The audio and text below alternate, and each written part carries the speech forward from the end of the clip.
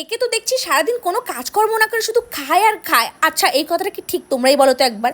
মানুষ সারাদিন কাজকর্ম করবে, খাবারটা খেতে গেলেও কিন্তু খাবারটা বানাতে হবে, তারপরে গিয়ে খাবে। এই কথাটা মানুষ বুঝতে পারে না, আমি এটাই বুঝি না।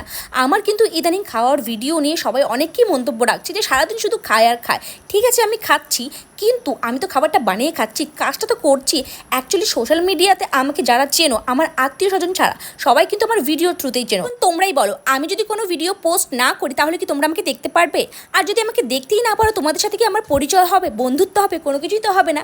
তাই বলছি, আমার যে ফেসবুকের ফ্যামিলিটা রয়েছে, এটা কিন্তু আমার ভিডিওর থ্রুতেই পরিচয়। আমি যত দিন বেঁচে থাকবো, ভিডিও পোস্ট করবো, তত দিন তোমরা আমাকে চিনতে থাকবে।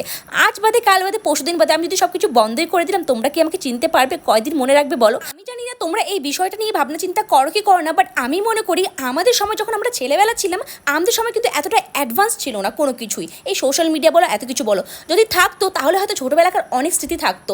হয়তো আমি ফেমাস হতাম না, হয়তো আমার কোনো কিছু কাজকর্ম হতো না, ইনকামও হতো না, তবে সেই স্মৃতিগুলো থেকে যেত। বাট সিরিয়াসলি এখন আমি যা করছি ইদানিং, আমার ভিডিও বলো, আমার সন্তানের সাথে বলো, ফ্যামিলির সাথে বলো, ইভেন আমার পার্সোনাল লাইফ নিয়ে বলো, এটাই পোস্ট করছি না কেন, সেটা কিন্তু আমার ফিডে একদিন স্মৃতি হয়ে থেকে যাবে। কি ঠিক বললাম তো ব্যাপারটা? আর যারা যারা করছে তাদেরও স্মৃতি হয়ে থেকে যাবে। জানি না এতটা আমি কন্টিনিউ করতে পারবো কি পারবো না, বাট যখন বয়স্ক হয়ে যাব আমি, আমার স্বামী, তখন আমরাই বসে বসে দেখবো, দেখো আমরা কত কিছু এনজয় করেছিলাম। কি ব্যাপারটা ঠিক না? তাই বলছি, ভিডিও নিয়ে এত বাজে কথা বলে লাভ নেই।